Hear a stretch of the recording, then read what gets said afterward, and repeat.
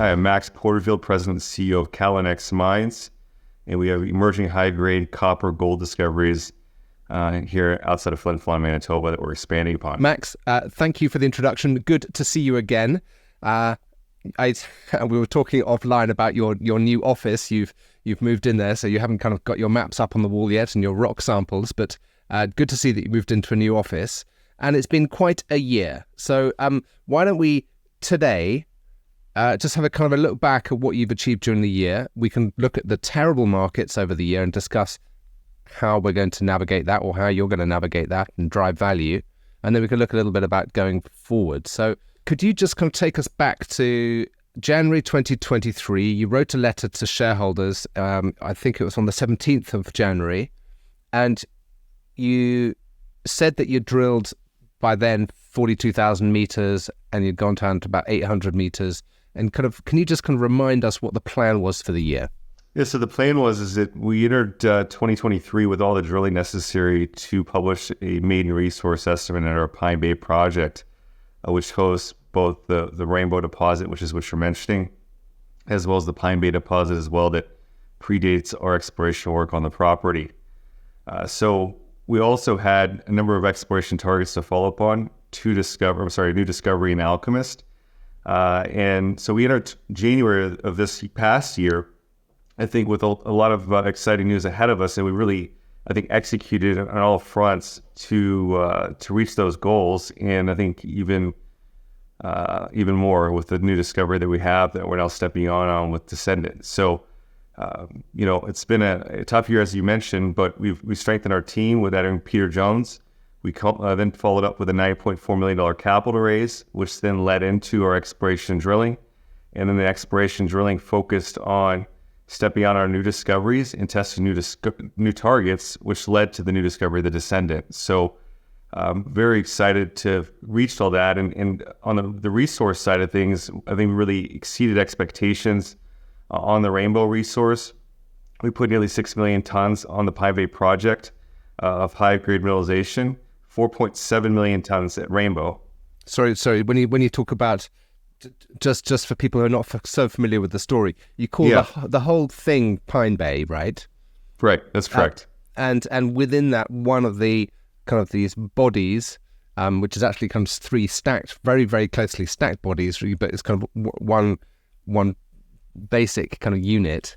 That's the Rainbow deposit. That's correct, yeah. So Rainbow was a discovery that, again, we made in 2020, our first hole in August of that year. And then we had done a couple of drill seasons on expanding and delineating that deposit. So Rainbow's been delineated from the roughly 100-meter level, is where it starts, down to the 900-meter level, and it remains open at depth. With that, the resource that we published earlier this year is indicated and inferred. Combining those two was 4.7 million tons. And the indicated category was 3.44 million tons, grading 3.62% copper equivalent. In terms of copper grades, we've also really shined on that front. And the copper grades in that resource for the indicated category was 3.14% copper. So that is indicative of how high grade these deposits out at our Pine Bay project are. You also put out a kind of 1 million tons at 2.6-ish% copper equivalent at Pine Bay. So you've got these two resource level projects, and then you've gone on to drill. You made a discovery of 4 sulfide zones at Descendant, and then you've got another target called Odin and Alchemist. Did you remind me? Did you get to drill those during the course of this year? So we were able to follow up on Alchemist, as the single hole wasn't ideally placed where we wanted it due to access. So really following up there will need to be done in the winter. Ultimately led us to the Descendant discovery, which is where we've got a drill that we're just wrapping up right now, our drill season on. And that's our newest discovery. And this is an area that, quite frankly, when we started exploring at Pine Bay, going back to when I joined the company in 2014, was where we focused. And this area of the property has been the focus of over a dozen exploration companies since really the inception of exploration at Pine Bay or even in Flin Flon. Exploration at where the Descendant is located goes back to 1911, really earlier than predated the original discovery of the Flin Flon deposit in 1914. There's always been the indicator based on the geology in the area that there should be a large deposit hosted in this area. And the last true operator that predated Callinex that explored the property, Placidome, applied for a 30 million ton exploration target in this immediate area as well. They were briefly followed up with some work by InMet, who had over a 20 million ton exploration target based upon Placer's work and their own work. And then we picked up the torch, so to speak, in 2014, immediately focused on this area of the property for the same reasons Placer, InMet, and everyone going back to 1911 did. Which are? It's the largest felsic volcanic rock package in the entire Flin Flon greenstone belt. And it butts up against a very large alteration system that's mapped at surface spans a minimum of 700 by 1,100 meters. And so these alteration systems in these VMS, when you're looking for VMS deposits, are indicative of the size of the deposit associated with them. So the bigger your alteration system, the bigger the correlating deposit. And if you look at Flin Flon, over 90% of the mines have been hosted in the felsics. So you've got a massive felsic volcanic rock package mapped at surface, and within that felsic package, you have, again, this large alteration system, and then you've got multiple near-surface mineralization like the Pine Bay deposit, like the Cabin deposit, and the Baker Patton deposit near surface. And it's very analogous to the Chisel Lake Basin and the Snow Lake area of the Flin Flon Greenstone Belt, another area of the belt. We have a large felsic package, a number of smaller deposits, a big alteration system, and the missing giant was ultimately the Lawler Mine. Well, what is the Lawler Mine today? Again, we had initially had a success in this area of the property in 2016 when we deepened a historic Placidome hole 38 meters. That's when we hit over 11 meters of nearly 0.7 copper, 1.8 gram per ton gold, almost 6% zinc, nearly 2 ounce silver. And then we stepped out vertically below that, and we weren't able to replicate. We drilled a hole to the south, hit about 2.5 meters of over 3% copper equivalent. And we took a time out. And when we re-entered the property, we brought a new approach, utilizing IEP, and that vectored us towards the Rainbow deposit and had the Rainbow discovery. But we had unfinished business over here at this area of the property, and that's when now with the understanding of, how is Rainbow sitting underground? It's very near vertical, very steeply dipping. Same for the Pine Bay deposit, same for what we're seeing in Alchemist. So we brought that knowledge back to the area of property that has always had the indicators with what we've now learned by spending so much time on the property and making these discoveries on other areas of it.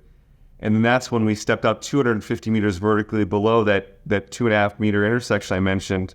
And that's when we hit the new discovery of Descendant at depth there. And these are similar depths that you see 777, similar depths you see Lawler. And that was that step down was driven by geophysics. It was driven by kind of a geophysical target that was kind of, say, 250 meters below your 2.5 meter intercept. Was that the principal reason? The principal reason is geology. I have to hand it to the technical team. It was geology focused. Yes, you have the data there. There is some support from geophysics, certainly. But coming back and having the confidence that, hey, we need to go and reapproach what we've followed up on before, based on what we've known, it was geology driven, supported by geochemistry and geophysics. So I'm a guy that gives credit where credit's due, and certainly it was a bold decision to drill the hole, and quite frankly, fortune favors the bold. So I can actually, if you don't mind, I can bring a long section of that if you like up, and I can walk you through that. Yeah, sure. So again, as I mentioned, there was this near surface mineralization called Cabin up near surface on the property that was historic. And you can see all these pierce points on this horizon, known as the Cabin horizon, that hosts this mineralization. That's the period of time where that volcanic activity was active. So this is that historic Placidome hole that we deepened. Placidome, we felt that they used borehole EM. They didn't have an approach ahead of the hole, but based upon the historic drill logs, we didn't believe they'd deepen the hole deep enough, our team. So that's when we deepened that hole. Yes. Can I just ask? You say that all those are hitting the Cabin zone. Now, because this is a long section, I can't see what's projected onto it and what's not. Is the Cabin zone kind of offset from where you're intersecting the mineralization, or are you intersecting mineralization in the same rock unit as the Cabin zone? Same rock unit as this cavern zone. So this is each period point that you're seeing is on that stratigraphic period of time that hosts the cavern zone and all this mineralization that you're seeing over here. Okay, thank you. So when we first drilled and deepened that historic platinum hole, you can see again that was a hole that was drilled in 93, 284-393, the third hole of that program.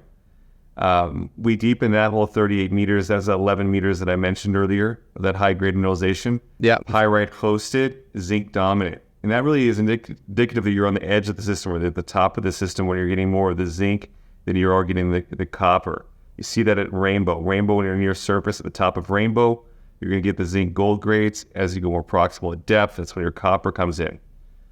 So over here is where that 2.5 meters I mentioned, a 3% copper equivalent came in. Yeah. And then this is a historic, actually, inmet hole that we had deepened, again, on the edge of it, 0.27 meters of low-grade mineralization.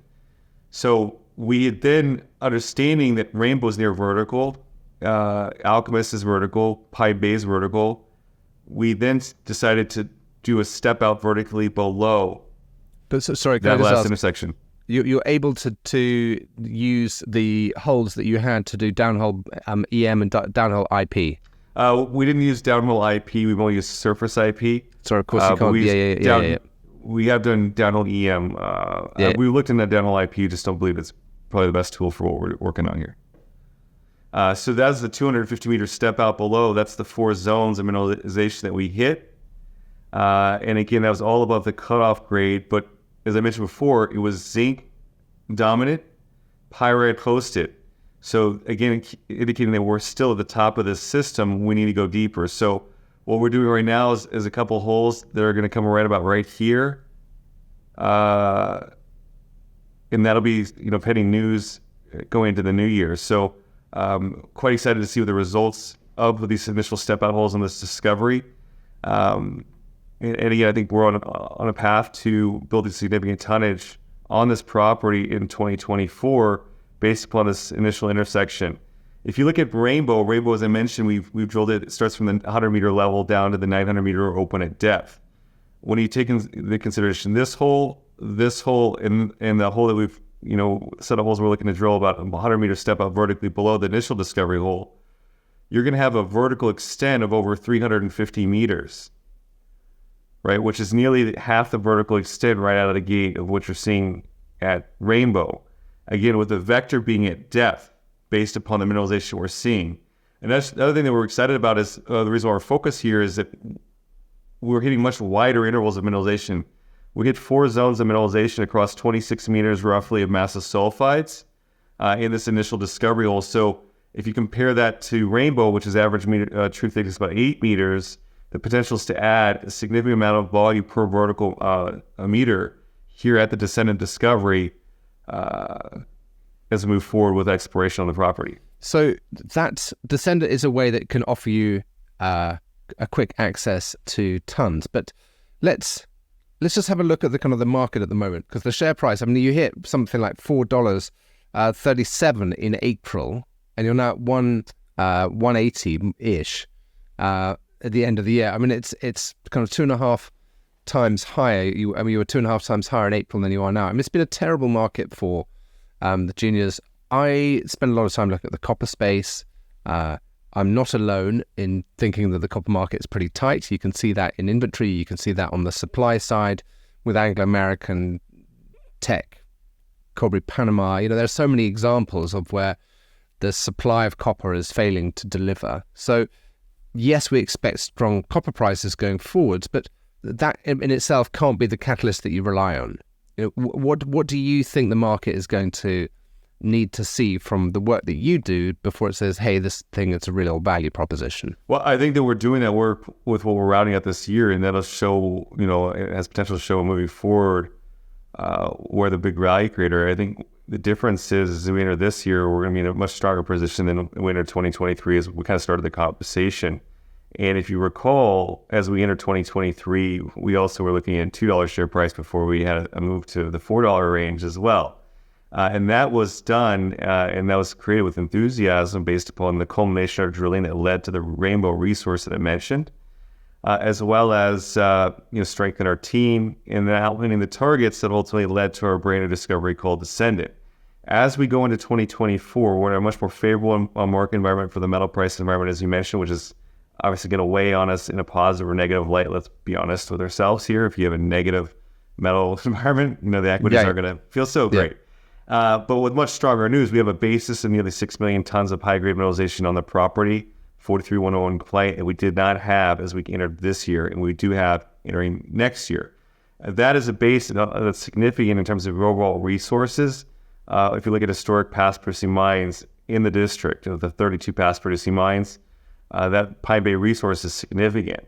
Now we have a brand new discovery on the property. We have step levels pending on the property as we go into the new year. So I do believe that there's a strong inclination or potential that we've already done the work, or we're working on the work that's necessary, that can lead us into a much stronger position to again recapitalize and then look forward to 2024, where I think ultimately we can grow our resource base very significantly, very quickly, just like we've shown, with the initial resource we put out on Rainbow. And we've got reason to believe that what we're on to at Descendant could be significantly larger based upon the system that's present on the discovery, like kind of spend time discussing today. So while we've been in this position before, and I'm quite confident we're going to be in a strong position as we move forward. When you had that long section up, the depths of where the potentially the more copper rich system were anything between 1,200 and 1,700, something like that. Is that slow and expensive drilling? Yeah, well, it's slow drilling, but I think getting expensive is a relative to word. If you look at a discovery hole all in, for the drill costs, we were looking around $250 Canadian. So then you have the potential to start doing wedges off of those parent holes as well. So I think it's very, very competitive, particularly when you're looking at some of our peers that are drilling in other areas of this country. In the Yukon, for example, it's $700 a meter. We're drilling in Japan for $300, $400, $500 US a meter. And let's not even talk about try to drill a hole in the United States of America. As simple as it might seem, it's very expensive to do so. I could tell you running 2 rigs in the United States right now on 1,000-meter holes is going to run you over $1 million US a month. And that's not even getting the hole done in 1 month. So in terms of relative costs, I think we're very competitive. That's also always been the case, when you look at where we're located and the fact that we don't have camp costs, we've got local drillers, et cetera, et cetera. So I think moving forward, as we delineate a discovery at depth, it's not going to be cost prohibitive. In particular when you put it in costs relative to other jurisdictions, even within Canada. And thank you. And are you still very much exploration focused? I mean, because Peter Jones is he's a mining engineer. He was involved in Hud Bay. I noticed that in your resource press release that you put out in July of this year, you mentioned the fact that Rainbow is 250 meters from power and a shaft and road. Is there part of you which is saying, oh, hang on, we're not getting the value for the exploration, let's either shift strategy or do a twin strategy of getting into production quickly? No, we'll definitely get there. And I think that one of the key things that the market's looking at is it large enough? I mean, obviously, Peter and the rest of the team thinks that we're certainly there, and we're on the cusp of something quite great there on the property from the exploration standpoint. But when you look at mine development, you need to look at mine development on the property, a longer-term vision. And I think when you put in place the fact that you have now Descendant there where it's located, you've got to keep that in mind. I think one of the key treasures that we have at Pine Bay is we also have a shallow discovery at Rainbow that it's ramp accessible based upon how close it is to surface. It's what you would kind of really assume within 100 meters of surface. And so that's something that you didn't have when 777 was necessarily in development. 777 starts at roughly 800 meters vertical depth, which is similar to where the initial intersection that we had in 2016, 2017, over where the Descendant sits. So I think as we move forward, I think very quickly we can get to a position where we potentially could double our resource base in the next, call it 12 to 18 months. And I think then you could do an in tandem approach. So a kind of a target of the threshold of 10 million tons is what you're looking at with good economics. I think that you could be there right now, but I think that ultimately when you look at longer term development, we want to look to a scenario from an exploration standpoint where we're not just at 10 million tons, we're looking at how do we get to 30, 40, 50 million tons of mineralization on the property. And I know that's a bold statement, but again, we wouldn't have spent the past decade of our time in our lives exploring a property that we didn't believe hosted that type of potential. I think we're certainly on to something big with the Descendant discovery. That's kind of the belief of our team. Again, we've focused on this area. We're not the first ones to believe that. Going back to over a century of exploration there, and I think we need to focus to grow the company with a drill bit over the next 12 months. And I think we're in a very, very strong position to then continue to grow the company through the development path in tandem to exploration thereafter. I was brought up on the expression that it's the seventh company that comes through that finds the deposit. You turn over the ground. You're not wrong. God, Yeah, no, it's like it was actually one of the most valuable things of the resources going back and also putting together the report is going back and looking at all the work that was done on the property and how long that work is done. And actually, uniquely enough, going back to the history of Callinex, our predecessor, Callinex Mines, actually sank a shaft about 150 meters away, give or take, over at the Baker Patent deposit in 1929 as a second company to explore the area. So there's a lot to the name. Obviously, I think in the future, miners are going to descend deep underground to mine that copper. But we're also descendants from previous explorers of Callinex Mines, and going back to 1911, everyone that kind of was pioneers for exploration in the Flin Flon area. With this most recent discovery on the property that we're very excited about. It's always interesting when you go back through project history and you see why companies left, and you can see the decision-making processes. And it's even when you get the opportunity to speak to geologists who previously worked or people within the team, there's always a kind of a backstory behind the formal report of what the psychology of the company was, what the dynamic of the market was, and it's so instructive to get that level of insight. To add on to that, even to make the decision to drill the Descendant discovery hole was really years in the making, right? When you go back and look at time, what was the copper price environment when we were exploring at those depths in 2016, 2017? It was $2 copper. So when you're drilling 1,000-meter holes at a $2 copper price environment, it's not as palatable as fast forwarding to $4 copper price environment. With the knowledge that we've gained over the past couple of years to have the conviction to drill that kind of depth of an exploration hole and to follow up on that. Had we not gone through experience of Rainbow and Alchemist, you could ask yourself, would you have the conviction to return and drill those type of deep holes to make the discovery over on the Cabin horizon where Descendant sits? And of course, one of the reasons why companies stop drilling or stop exploring is because they run out of money. So where are you and what happens now? And have you got the kind of the shareholder register that's willing to go again, let's say for kind of 2024? Listen, every time we've done a capital raise, it's been twofold. I think, the onus isn't always on existing shareholders, though I think the support is certainly there. It's been there in the past. And then as we move forward, I think that we certainly have a company that's well worth investing in that'll continue to attract the capital. I think it's, when we've needed the money, we've always received the money we needed as an organization. Through thick and through thin, through the toughest times, we've been able to attract that capital and raise it. And I think nothing's going to change moving forward. I think as we move forward to 2024, we're going to be the strongest we've ever been from a company perspective. I think the catalysts are in place to really execute and deliver and show that. I think from attracting capital standpoint, we're going to continue to attract the capital necessary from long-term supportive shareholders, just like we've already done in the past, to really continue to grow the company as we move forward in 2024 and beyond. Max, thank you. So I mean, you said you're going to focus on exploration, you're going to add tons, you want to highlight the potential to get to 2030, maybe even kind of signpost the way to more tons than that.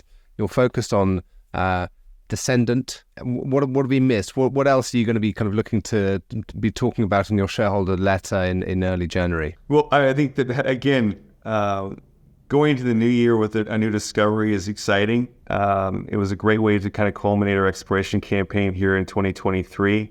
And I think really we got the feel from our excitement level that I think we're onto something special yet again. Understanding that the path isn't always is straight up. It's got its ups and downs, and we understand that. We've navigated that through the ins and outs of all these markets. And I also think that there can be deals to be done to continue to grow the company in different ways, irrespective of the markets. And so we'll execute if we see an opportunity to do that. We'll be inclined to do that.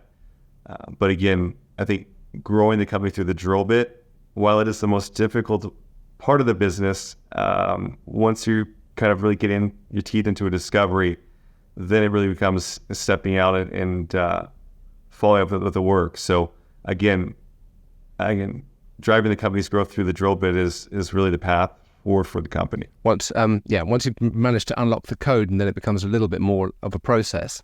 So you're right.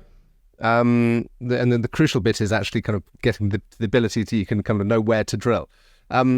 Talking of which, what happens over Christmas? Are you going to take some time off between Christmas and New Year, or do the drillers keep going? What's the kind of the activity level over this next few weeks, just out of curiosity? Well, it's different than last year. Last year we actually had a drill running over Christmas, and I was actually at site, so it was kind of a cool experience. This year being a little bit different, we've gotten the necessary drilling done. We just wrapped that up, and people are still at site, kind of cleaning things up for the holidays. And then really pending assay results, and eagerly awaiting what's to come over the next little while. So kind of a quiet period for, I think, a really exciting 2024 that's ahead of us. And get back to drilling in I think when the drill gets turned, I don't know if you know that phantom thing when you think you're missing your phone, in your pocket, yeah. Like, where's your phone? Yeah, I get that with the drilling. Constantly, like, are we drilling the minute the drill stops? So we'll definitely get back to work as soon as possible. But it doesn't mean everything's completely stopped with the work in the field, as well as behind the scenes. There's plenty all to the do. other results. Yeah, good. Well, Max, thank you very much. Congratulations on a successful year on the technical side of things and kind of with the discoveries. I mean, the share price has been beaten up, but I guess that's an opportunity in of itself. Yes, that is true. I think oftentimes when you look down in the past, like, why am I going through this right now? And anytime you're down, it set us up to something even greater. If we were knocked down so deep back, with the zinc collapse, really in 2018, you question, hey, would you be here right now with the discoveries at Pine Bay? Because that kind of led to us making our comeback at Pine Bay. So again, I think it's a great opportunity in the market. Tax loss selling occurs. But again, we've got the staying power to weather a storm and a very bright future ahead. Great. On that note, thank you very much, and have a good Christmas. All right, thanks. Take care.